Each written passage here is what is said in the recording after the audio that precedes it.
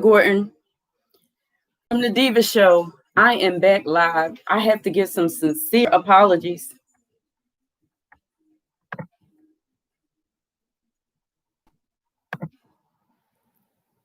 Hey, this is Deeva Gordon from DEU. I am back. I have to say my sincere apologies. It seems like every time it's time for me to do my show, I'm having technical issues. I sincerely do apologize. That will be edited out. However, moving on, while I have my connection correct, what I was talking about, well, first of all, I want to say this is the Deeva Show. I'm on Sador Radio every second and fourth Thursday from 12 noon until 2 p.m. I have a lot to talk about, so I want to jump into it. And I'm having technical issues again. I do apologize. At any rate, I got to keep it moving. And keeping it moving, I was talking about the industry, and I was talking about a post that I saw about a young man that was doing a music video. And what he did was he put down stipulations for his cast and crew, and he had one person that didn't follow the rules.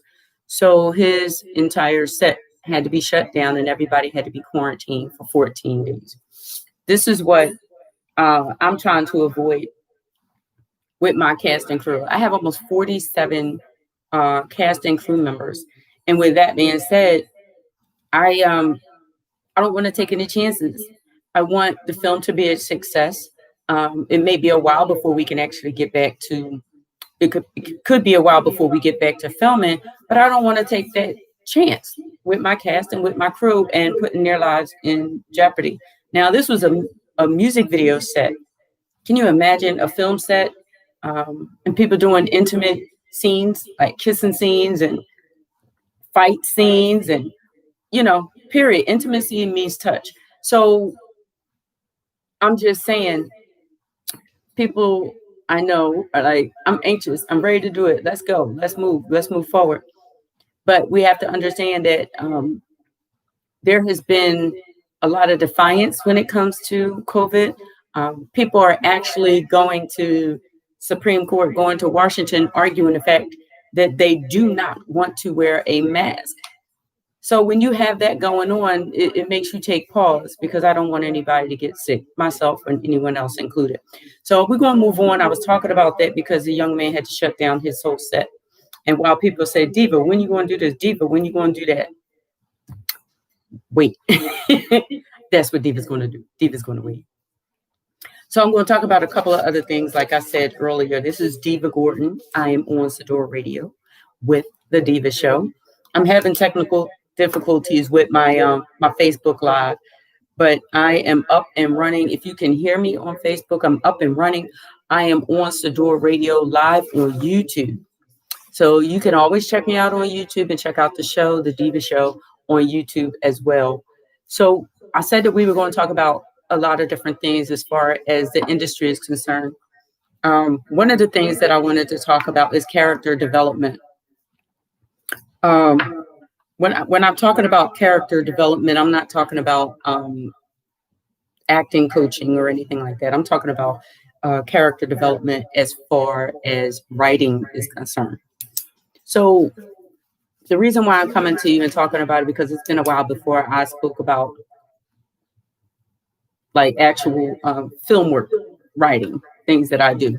I was talking about a couple of other things, the coronavirus, all of that. I'm going to touch base on that as I did. I'm going to get back to something else I wanted to talk about with it as far as employment is concerned and these stimulus checks. Should I say stimulus check? Yeah. So moving on. One of the things that I put out there as far as my work is concerned is that as writers, when we're writing, we have to do more focusing on character development. Developing a character, a fictitious character that's a part of your script.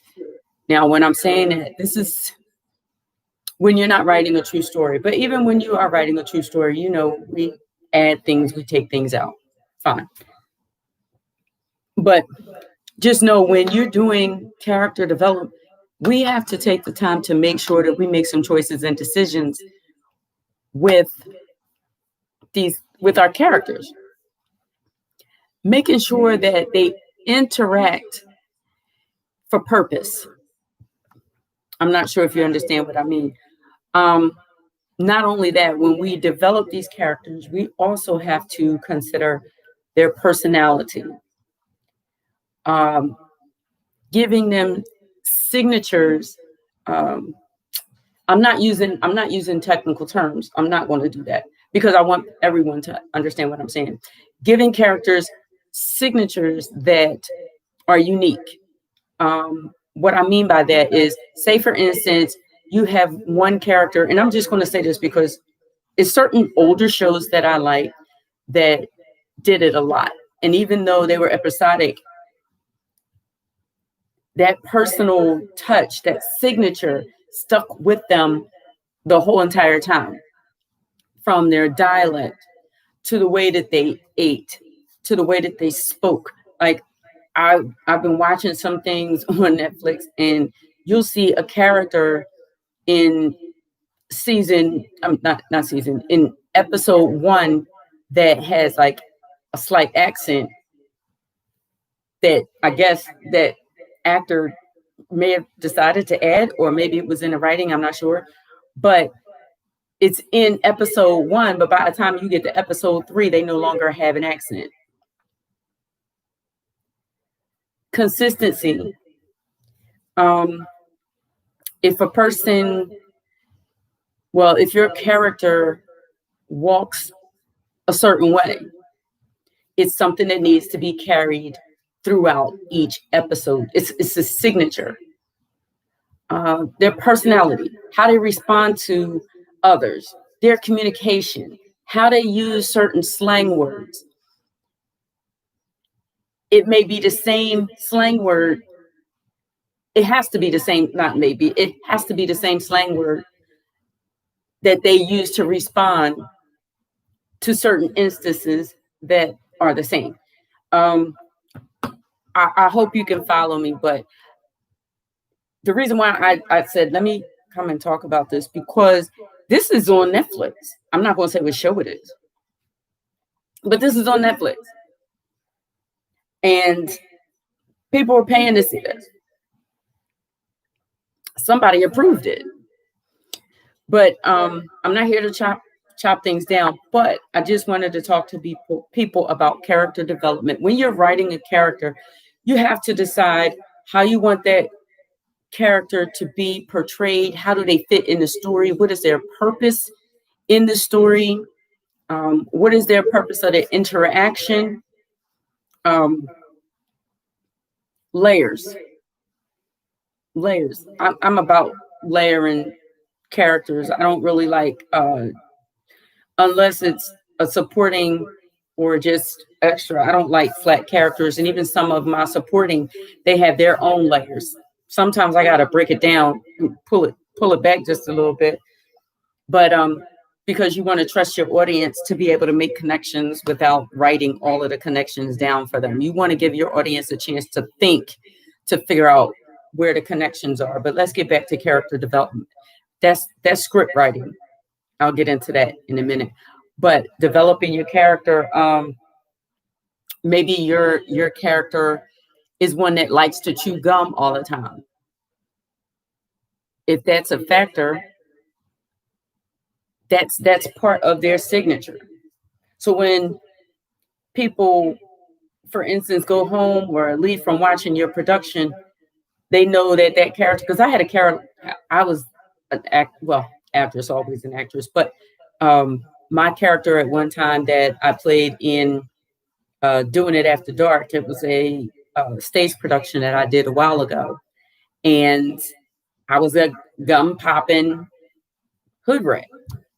So that was part of my signature that people remembered, is that I was a gum popper and I always twisted my gum.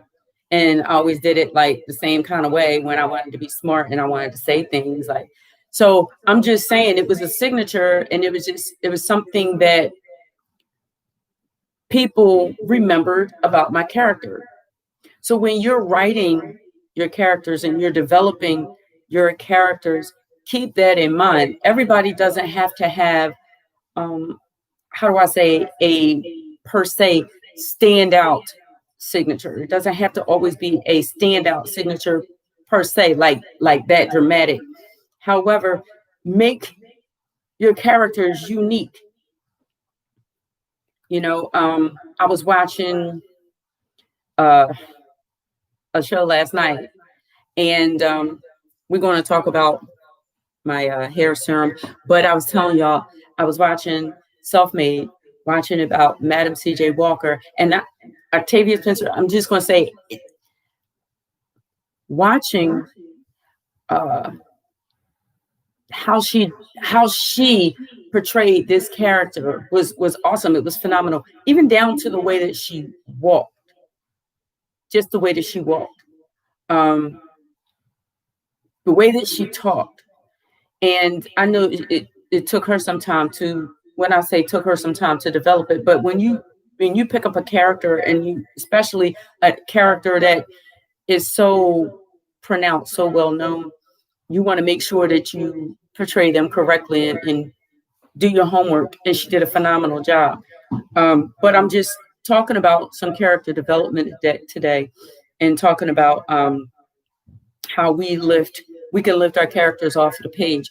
It's fine that we can write the little sassy words, or um, the little snapbacks or clapbacks, as they call them. You can write them all day. Um, that's great. You can put words together. But what are you saying about the character itself that does not carry lines? What is the character doing to portray their uniqueness within your story? How do you make them unique? Why do you make them unique? You make them unique, of course, within your story, because you're trying to tell the story, make sure that they have purpose within the story, but you want to make sure that you emphasize what's necessary out of that character to get your storyline across. For instance, um, if you have, and I'm just using these words, if you have a gangster or gangsta, a gangster in your script, it may be that part of his signature could be that he decides every day around a certain time that he's going to clean his gun, and he cleans it meticulously in a certain way. No words, no lines. Every day when he comes in at a certain time, he sits down, he takes his gun completely apart and puts it back together meticulously. Now,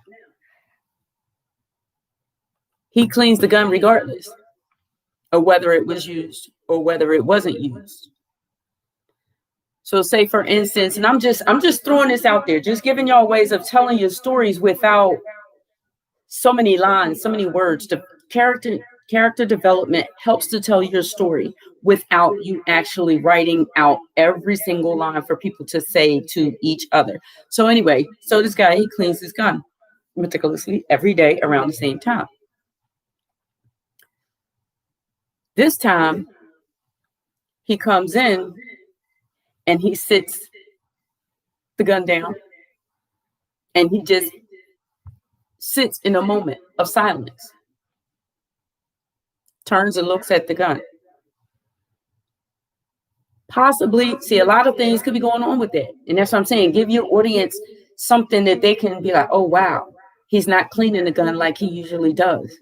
Why is that? What happened? Do you spark the curiosity of your audience to try to figure out what's going on and why is it going on?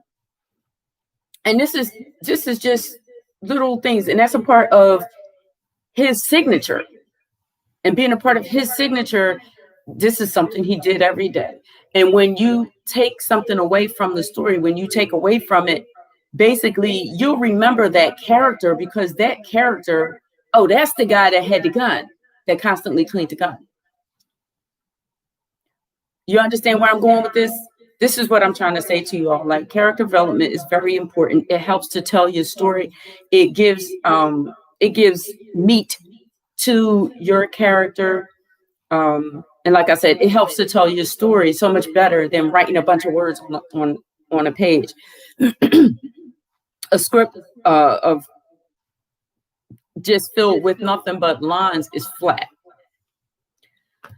So I wanted to come to you about that. I'm going to take a break from the filmmaking information, and I'm going to jump around just a little bit today. It is hot again today. Like, now I'm going to say something funny. I know y'all going to laugh at me, but didn't they say once it got hot outside? Didn't they say once it gets hot outside that COVID is going to disappear because it cannot survive within the high temperatures? And didn't they say something about it had to be over 80 degrees out? Or was it our body temperatures had to be more than 80 degrees?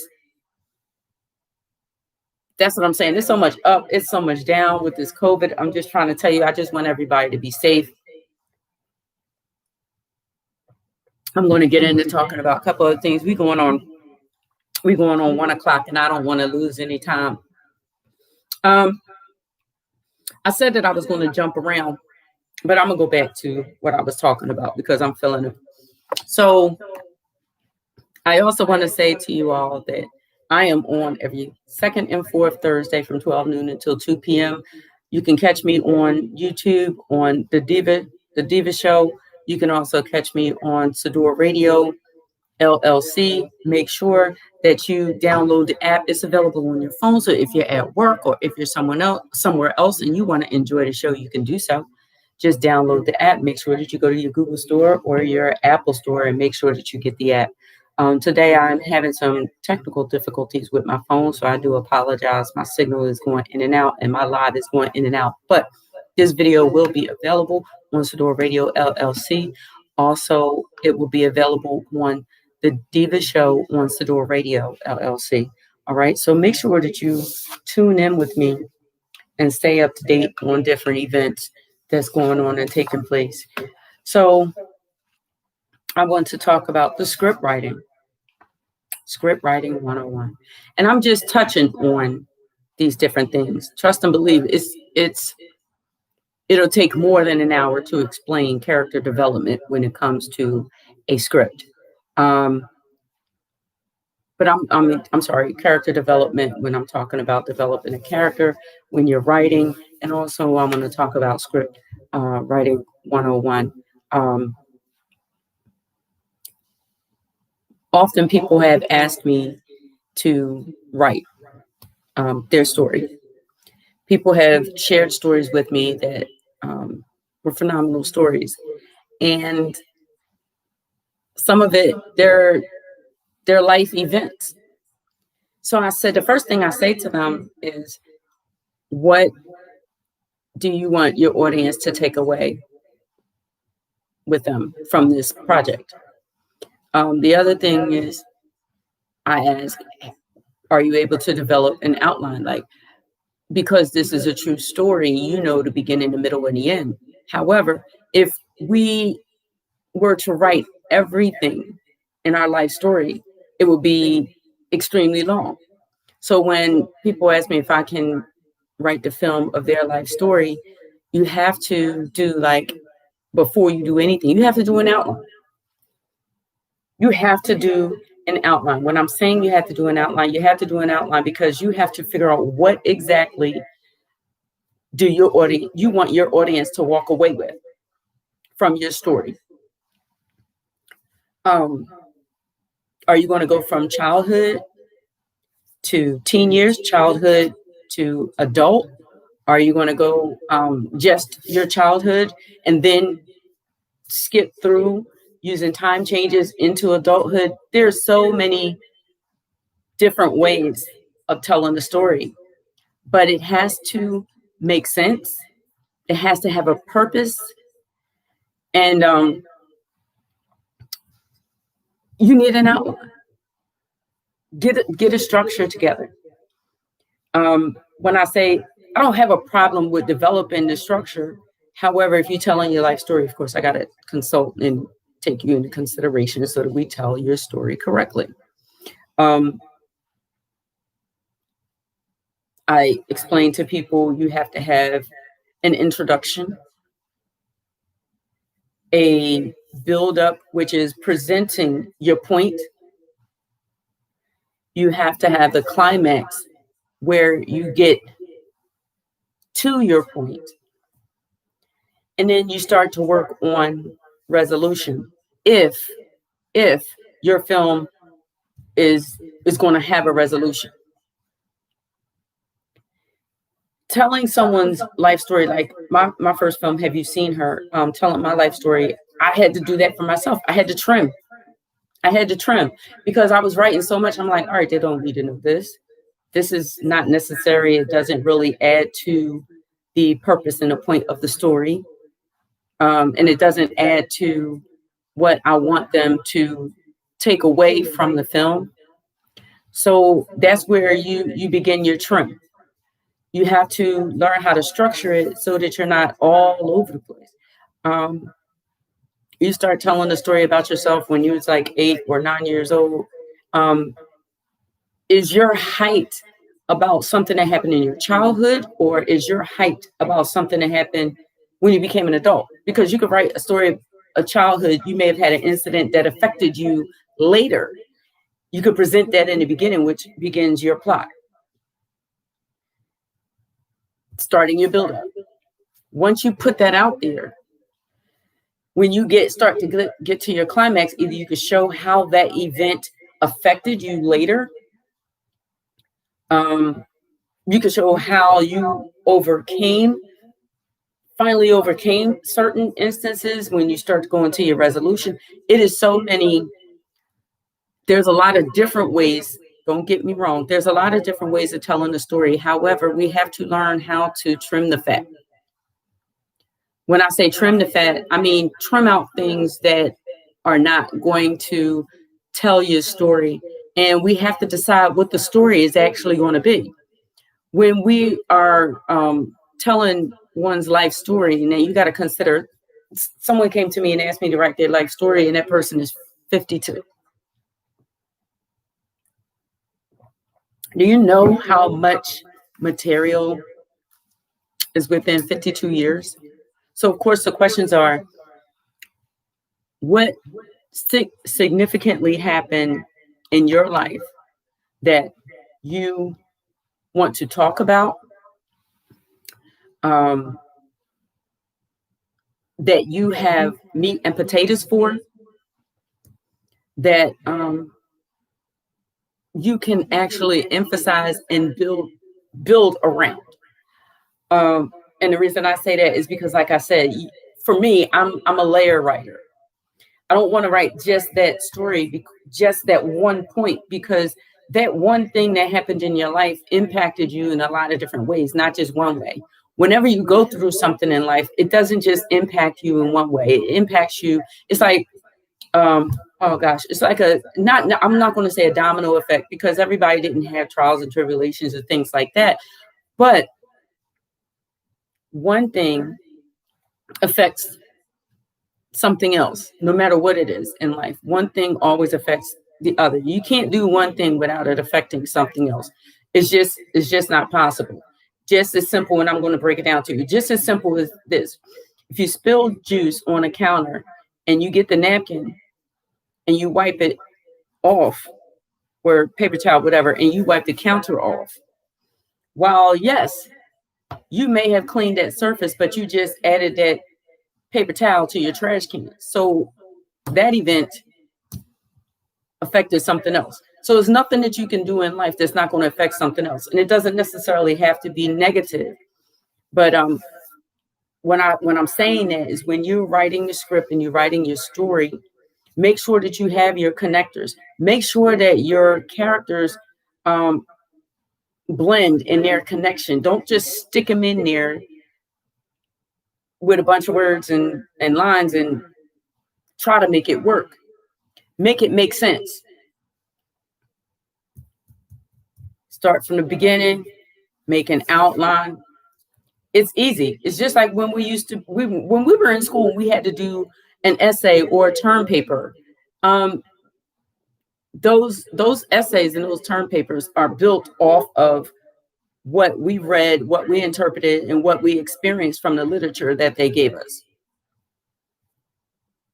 Did we rewrite, plagiarize everything that we read? We may have had, I know when I was in college, I was reading like 50, hundreds of pages at one time, and I had to break it down into an essay. Listen, it's about making an outline, looking at it and saying, okay, what was placed in the beginning of this? How did they start to tell this story? Do I want to tell this part or do I want to tell that part? And it's just that simple. Once you start your outline, you look at it again and you figure out, okay, what is necessary in this story? What is not necessary in this story? What is not telling the facts of the story? Because that was one of the things, well, not one of the things, but that was something that they taught us in the school, is that what are the facts of this story? And what is the main parts of this story that need to be told? And that's the same thing that you do when you're doing a script.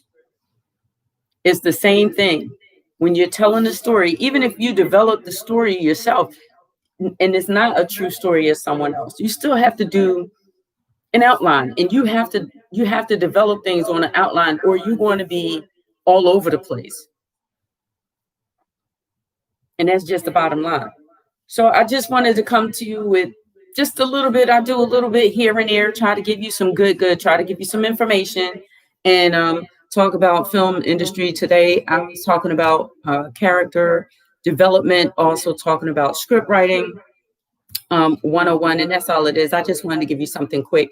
I don't have time to really go into a whole lot more, but I did want to share that with you because I've been in between, in the meantime, in between time with COVID, I have been checking out some shows and some things, and some things I like that are out there and some things I don't like. Everybody don't like everything. So, I'm not going to share with you what I like and what I didn't like, but I just wanted to come to you because I pulled something away from the things that I was watching. And some of them kept my attention like you wouldn't believe.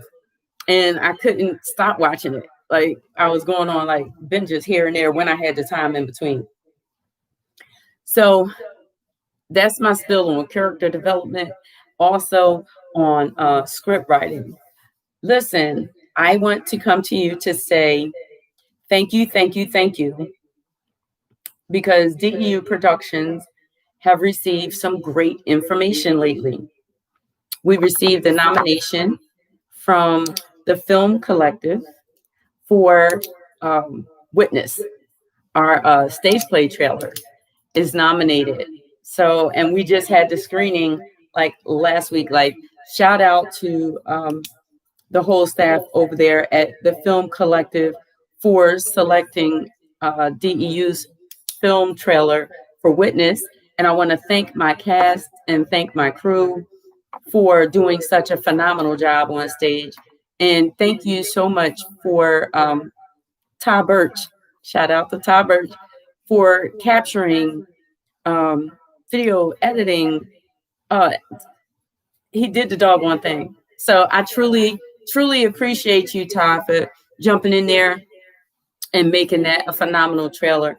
You're good at what you do, and I can't wait for us to get back to a comfortability where we can start filming, because I'm looking forward to what you're going to do with Witness the film.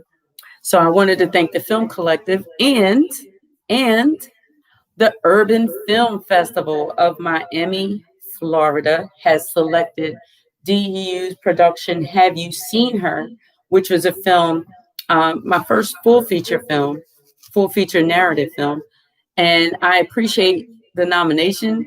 I am looking forward to meeting everyone. Now I'm going to say that because I did get the email that there's going to be live streaming, but there's also going to be meet and greets September the 4th through the 6th, if I'm not mistaken. This is for the Urban Film Festival. I don't know where we're going to be with COVID as far as September. but Florida has been hit hard, you know. So we'll see. We'll see. I thank you so much for the nomination. I truly appreciate it.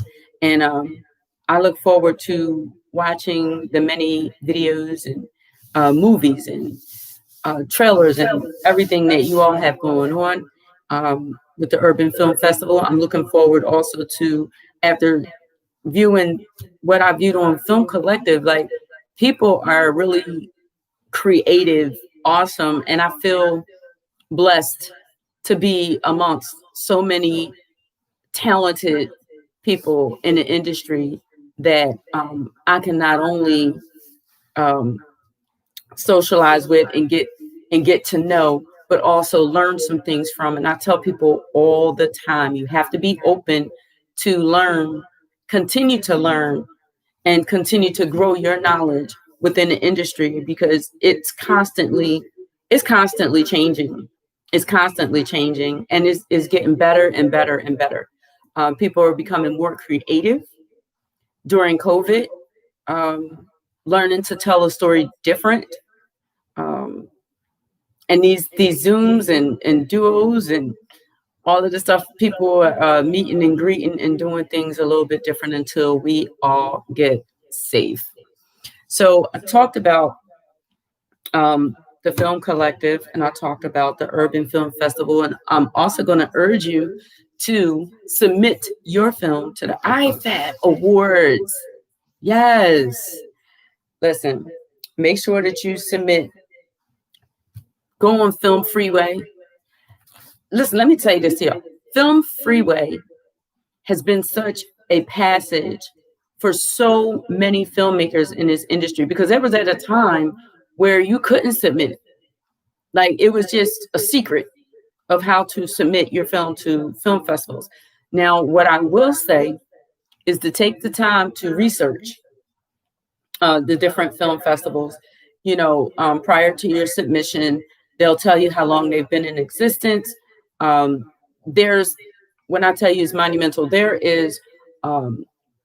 are, forgive me, locations on Film Freeway that will allow you to submit your film to festivals, and you can go in there and look yourself. It's two words: Film Freeway.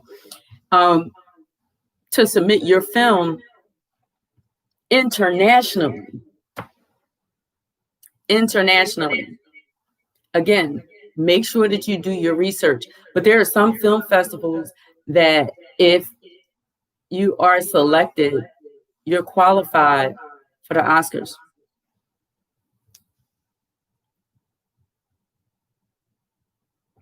I'm going to say it again.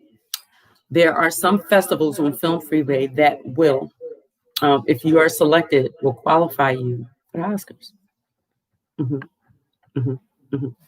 Do your research, people. Do your research. Okay, so one other thing I'm going to come to you with is, and I said it the other day when I was talking in the first thing in the morning, I was so exhausted, I was so tired.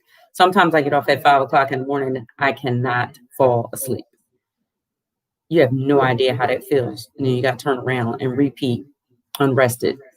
Anyway, so the other day I came to you all because one of my close childhood friends, Yolanda Johnson Young, developed a film. And I'm just going to say to you all, Yolanda and I have a very strong history. And you may not, some people are just so genuine and just so real. You may not talk to them every day, but when you do talk to them, you know it's genuine.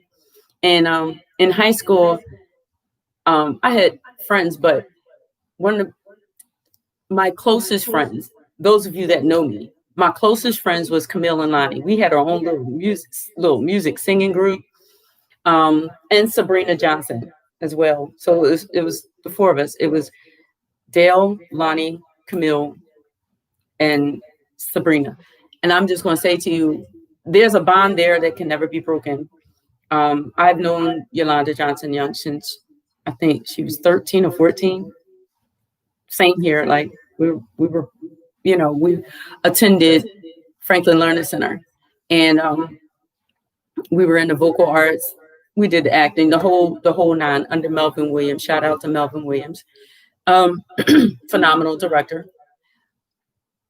So in the interim, a short name for Yolanda is Lonnie. So anyway, after suffering a tragedy in the loss of her son, Yolanda has developed a film called Finding Elijah.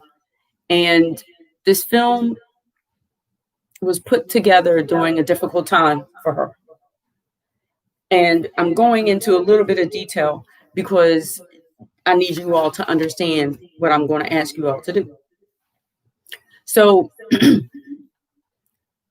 unfortunately, like I said, Finding Elijah is about her son that tragically died from suicide. Recently, Yolanda posted a petition. The reason for this petition is because the location where he was in New York, they do not have, he was in a hotel and they do not have stipulations for carbon monoxide detectors in hotel rooms. And he died of carbon monoxide. Poisoning through suicide. I'm not going to go into the story in depth. She goes into the story in depth in her film. Lonnie created this film during a time of grievance. I can't tell you the amount of strength that it had to take for this to take place. This petition is to bring about awareness, promote change, to change the laws, to make sure that Airbnbs, hotels, motels, anywhere that you're lodging is required to have carbon monoxide detectors. I have it posted on my page. I'm going to repost it on my page. I'm asking you to click on it. I'm asking you to sign a petition. And I'm asking that if you can donate. We need to change some of these laws. While we're out here marching for equality, we also need to change some other laws to save some lives. Okay? I will say that Lonnie's film is absolutely phenomenal. It's delicate in the sense that it tells a difficult story that she told at the time that she told it. But it's so, how could I say, it's creative. It gives you a lot of information, a lot of useful information. It was so creatively done. It has been selected and won numerous film festival awards across the U.S. And that's all I can say. And most recently, Finding Elijah was selected on the Revolution Me Film Festival 2020, just recently. So I'm just going to tell you, it is a must-see. She's a phenomenal person. She's my friend, and I applaud her for her accomplishments. I applaud her for her strength and endurance during such difficult times, but she is making strides in a lot of different areas. She is a fellow friend, filmmaker, my sister. So if you can, scroll down my page, click on the link for Finding Elijah. Make sure you sign up on the petition. And if you can, donate. All right. So I wanted to touch base and talk about that. And let's see. It's a couple of things. Listen, I'm older now. I write notes. Many people be like, oh, notes. Yes, I write notes. Make sure I don't forget anything. All right. So we're going to get into a couple of other things that I wanted to talk about today. I talked about the character development. I'm going to talk about my development. And what that development is, I'm just break down. So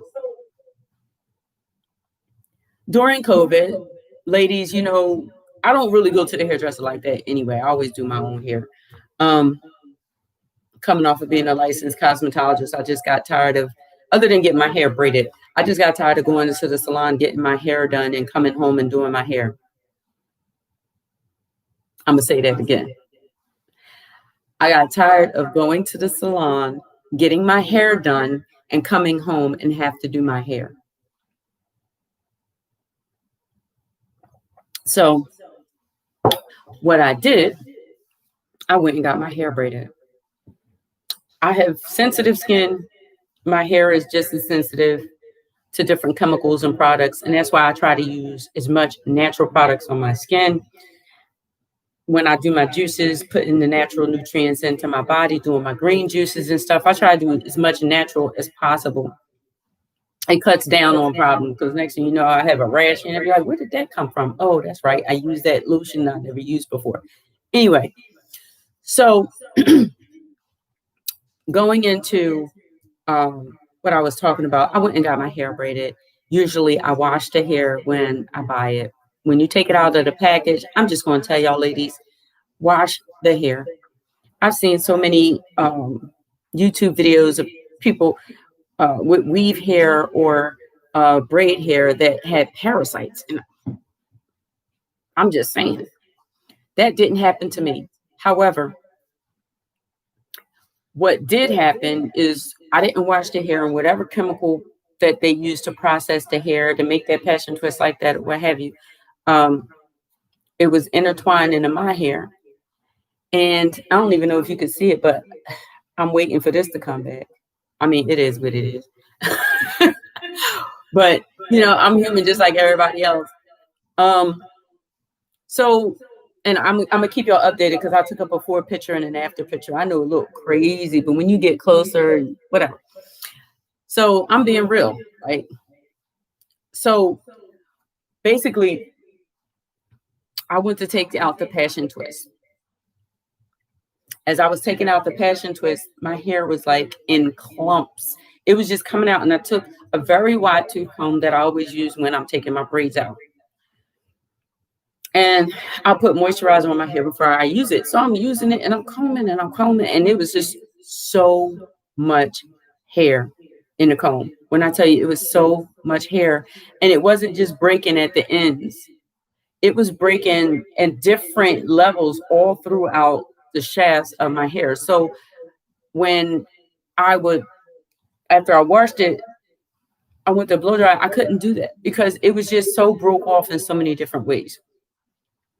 So I said, I got to fix this. I got to figure out how to fix it. So for a while, I was just wearing my hair up in ponytails. Every time you saw me, my hair was up in a ponytail. My hair was back in a ponytail, but I was keeping it moisturized. I don't want this to be long and drawn out. But so in developing something to repair my hair, I wound up developing my own product. I did some research. As I tell people all the time, I did some research and did some investigating to find out what I can put on my hair and my scalp that's natural. Because some of it came out at the root. I mean, you can see this. I went to comb right here. It was just the whole corner was in the comb. I'm not going to come to y'all and tell y'all no lies. I'm telling you the straight, honest truth. So I did my research and I did my investigation to figure out what I could do to put in my hair to bring it back to its natural, healthy state, because that's all I ever did was just make sure I took care of the healthiness of my hair. But I got lazy and I let them put the braids in my hair, and it took a toll on my hair. My hair was weak and it was very damaged. It looked color damaged. Of course, I'm not going to tell y'all the mixture. However, it took a little bit for me to develop my mixture. I'm still just like right there on the cusp of getting it out. There's some processes and legalities that I had to go through first. because I'm serious about this. So it's going to be in this bottle. And I'm going to tell you a little bit about the product. Every time I talk to you, I'm going to tell you a little about the product. What this product does, it repairs your split ends. It gives you a glow and a shine. It gives your scalp nutrients and vitamins. And when I say it mends your split ends, so instead of it looking broke off all in the middle, once I put it on, it mends it all together and it gives it strength and it gives it a shine. And guess what, ladies, if you want to put it on, like I put it on before the show, my hair is not wet. It's not wet. It's not greasy. And that's the thing. If you wear it like a wash and wear, like I do sometimes, if you want to just put it on your hair when you get out the shower, put it on and style and then leave, you don't have to worry about it dripping. And like I said, you don't have to worry about it being greasy. It has a wonderful scent to it. I will tell you, it does have lavender in it. It does have lavender in it. But if you do your research, lavender promotes healthy hair. Ha. I'm just saying, do your research, figure it out. But I'm just saying what I do is I put it on my hair while it's natural, or I can put it on my hair while it's wet and you damp it and then you blow dry it. When I tell you it has a glow, exuberance, strength, and it helps your hair grow. You can put it on at night. You can put it in once a day, once a week. It's good for your scalp. It's also good for your hair shaft. It re-strengthens your hair shaft and it protects it from breakage. Now, we talked about hair. Let's talk about skin. It also has healthy properties in it that promotes skin healing. If you have rashes, if you have skin problems, I know my daughter was having a problem because she works in the healthcare field. Right now, in the healthcare field, every single time you go from one patient to the next patient, you have to wash and sanitize your hands. So her hands are constantly under drying agents. So, the other day I was looking at her hands and she was telling me how irritated it is. And sometimes her hands get sore from constantly washing and sanitizing her hands. So I told her to try it. She was like, Mom, this is amazing. She was like, this is amazing. Yes. So I'm going to be coming to you all with this product. And I promote it because I use it. If you have any skin issues that are going on, it will definitely, I'm telling you, it will definitely take care of it. Of course, I'll have the information on the label of what is in it. I would promote, I would advise anyone that's going to use it to make sure that they do a patch test first. Everybody can't deal with everything. So I'm just going to say, I have a product that's going to be coming to you that's good for your hair and it's good for your skin. The other day, I put it on my face. I put it on my face every day. I put it on my face. I put it on my lips. It works good, like on your hands, especially after you get your nails done. And like I said, and your feet done or whatever, you at the nail salon and, they put that cheap lotion on you that I'm trying to think, the dollar store pink lotion, and they put water in that and put it on your feet, your legs, and all of that kind of stuff. And by the time you walk to the car, it looked like you've been kicking bricks.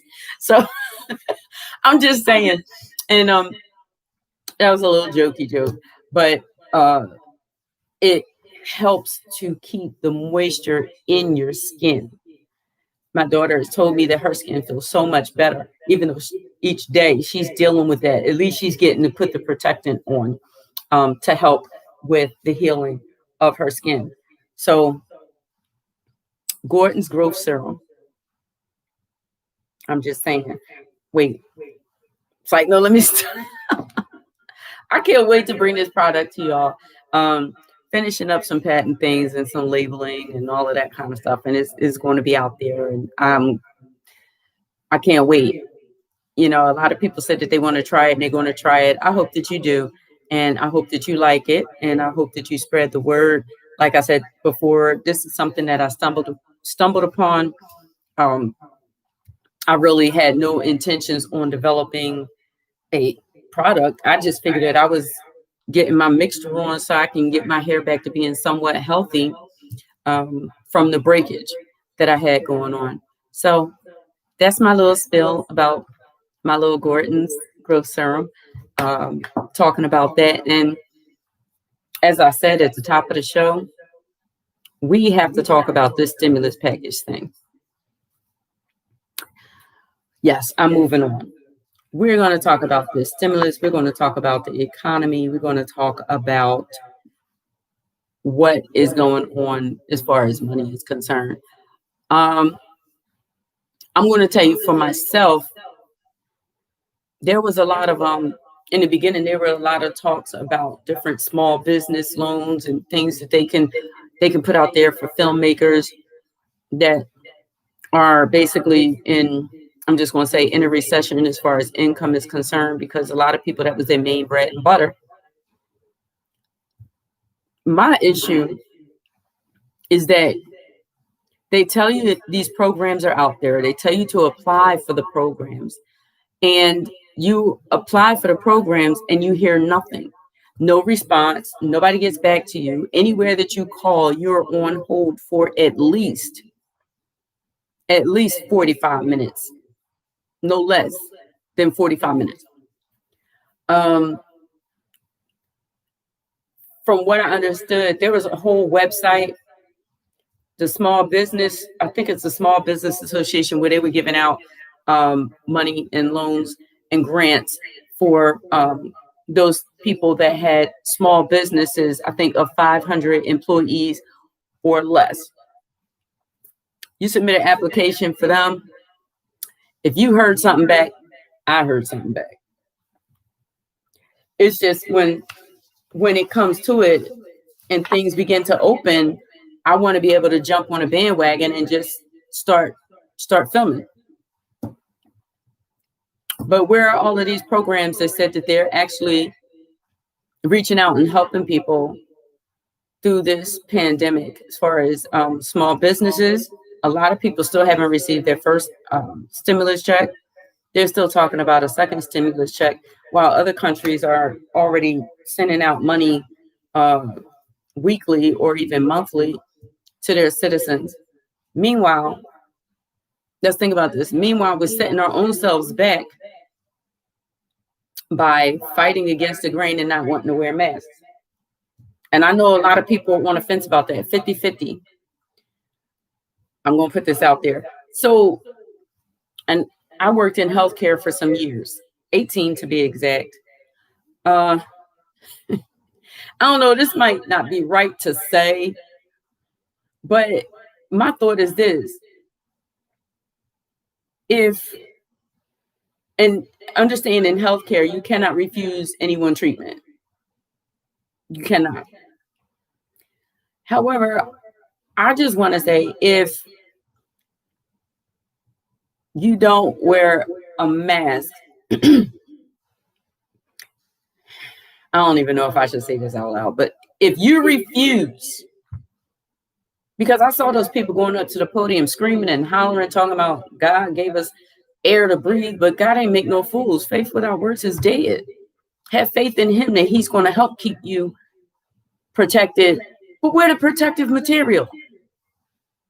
Anyway, for those people that absolutely refuse to wear masks during this time of COVID, should we ask them to sign a waiver stating that if in fact they do get COVID, that we don't have to treat them? If they don't want to take the preventative measures. I'm not saying that to be cruel, and I'm not saying it to be mean. But I'm just saying. So people are out there not wearing masks, going to bars, different events, and then they turn around and not only get themselves sick, but get other people sick around them. They go to the hospital, and as my pastor would say, suck up the resources for somebody that actually, from somebody that could be in that bed that did take precautions and unfortunately got sick. I know we can't specify who should receive treatment, who should not receive treatment. I was just putting it out there because I'm just saying, I just can't understand why something so simple is so hard.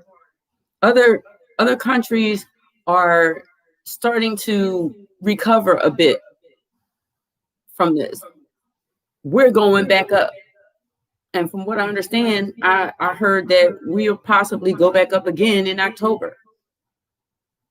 So at what point, and people always say, oh, it's my right, it's my right, it's my right. You have a right to die too, but they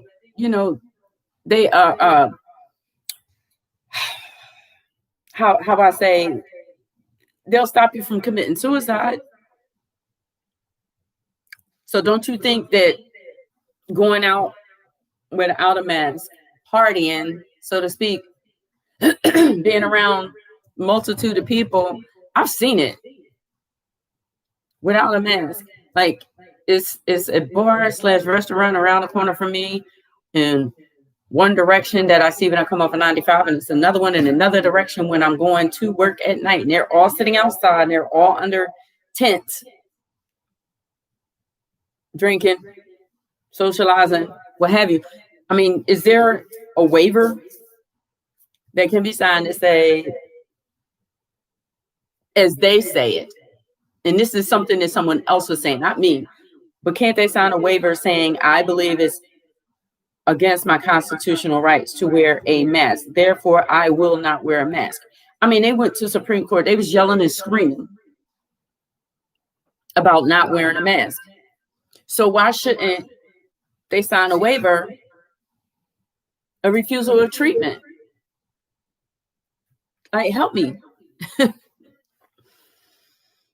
Don't really understand it, and probably never will. But Americans tend to, some Americans, not all, some Americans take this my rights thing as far as immunizations, as far as masks, as far as, it's all over the place. It's just really all over the place. But what I don't understand is the whole idea of not wearing a mask to protect yourself and your loved ones. And then I'm getting ready to get off of this topic. We have seen the literature. We have heard many different things. We've heard how it started. From what I understand, it was first a bat. Then we were told different ways that we could get rid of it. Boiling lemon peels and orange peels and inhaling the vapors from that. And then it was, what was it? Bleach, drinking bleach. That, yeah. I'm 45, said that. Then it was, well, when it warms up outside and the temperatures are above 80 degrees, it's going to die off and go away. We've been told so many different things. And I'm saying all of these things to say this. Then we were told, I'm sorry, I got to go back to this. Then we were told that if you got sick, you were automatically going on a ventilator, which isn't so, because there are some people that survived it and they were never on a ventilator. But you were talking about people getting sick, going directly on the ventilators. But if you thought you were sick or you were diagnosed, they want you to stay home for 14 days in quarantine by yourself. So you're supposed to be home sick with a deadly pandemic disease alone? Listen, I'm saying all of this to say to you guys, take precautions, take every precaution that you can. I work in this every single day. Take precautions wherever you can to protect yourself. Um, as far as filmmaking is concerned, I was talking about it earlier. I want to get back to filmmaking like yesterday. There were a few projects that I was a part of. Um, and I'm just going to say, I was looking forward to jumping in. Witness, we were on a cusp of lights up and we had to shut down. So I can tell you that I'm ready, but I'm taking precaution. Just as I said at the top of the show, unfortunately, a young man had to shut down his whole music video set because one person didn't follow the rules and infected whole entire cast and crew. Now, each one of them have to be quarantined for 14 days. Like I said, some people have been in lockdown for the past 4 months, not getting work. What if one of those people that finally got a job came to that music video set to do the music video and wound up getting sick? Now they're on quarantine for 14 days and can't make money again. And I'll be honest with you, the way that this employment is going, y'all better beware and be careful. They're replacing people like that. They know people can work from home. They know people are eager to work out there.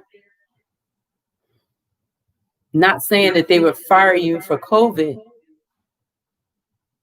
but they need somebody in that position to do that job while you're in quarantine. So I'm saying all of that to say that while I want to move forward with filming, I have 47 people on my cast and crew. I don't know how many people this young man had on his music video cast and crew. He put things into place to try to protect his cast and his crew. He said, listen, we're going to be taking temperatures before we get started, but I'm asking you to all travel in a private vehicle, car. Basically, less exposure. One person decided to fly in from Atlanta. The TSA workers that work with that person were sick, got that person sick. So once they arrived to set, cast and crew sick, immediate quarantine. So I'm saying that to say this, like, I don't know how large his crew is, and everybody doesn't believe that this COVID thing is real until it hits their family. Some people are asymptomatic and they can spread it, but they won't have any symptoms and they won't be sick. From what I understand, D.L. Hughley just did a whole live about that because his crew got sick because he was sick. So I'm just saying, people, while filming is important, I value your lives. I appreciate your dedication and commitment, but I have to put people's health and safety first. And like I was saying, reading that post from that young man about what happened when he decided, well, I'm not going to say he decided, but they decided to start filming again. He put it in a contract for them on how we're going to be able to move forward. And when he said, these are the stipulations of how we're going to move forward, he said, make sure that you travel private transportation, no public transportation at all. Trying to minimize any exposure. Just one person did not follow the directions. And I think somebody, like I said earlier, somebody wrote a post, well, why would you hire somebody from out of state? It doesn't matter where.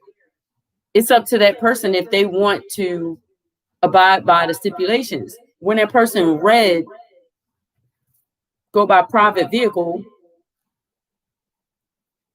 they made a decision right then. They could have said, I don't want to travel by a private vehicle, and had to chalk up that opportunity. But instead, they did what they wanted to do and then affected the whole cast and crew. And see, that's what I try to avoid. I love my cast and my crew, but everybody is not always on the same page. I can't afford to be sick. None of us can. But I'm just saying, 47 people is always going to be one. It's always going to be one.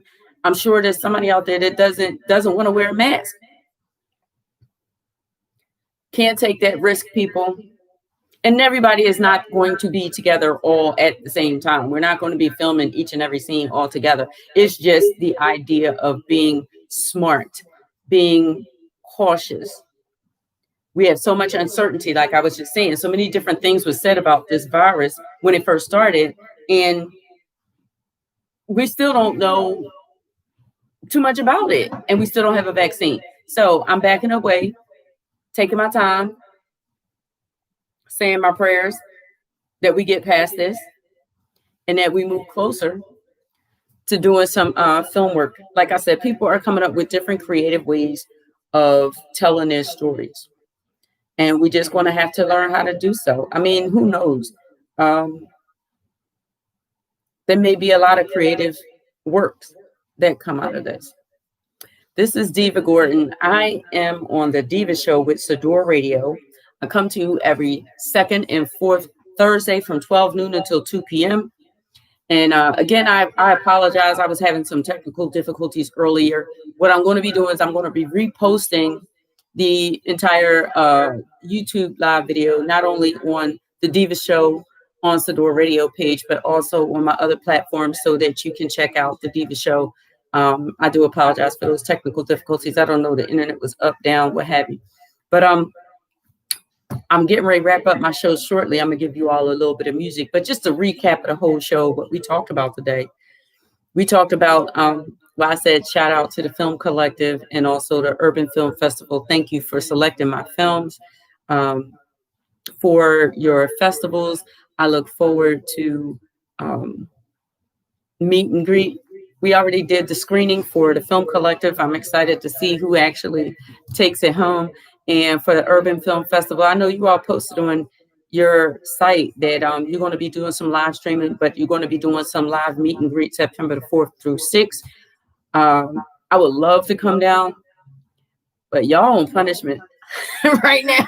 Florida is on punishment right now. But I would love to come down and, meet fellow filmmakers. And I'm looking forward to that. If in fact this COVID pandemic allows, I'll be there. Thank you for the nomination. I truly, truly, truly appreciate it. I also said I wanted to encourage everyone to go on Film Freeway and submit your films. You can submit them internationally through Film Freeway with just a click of a button.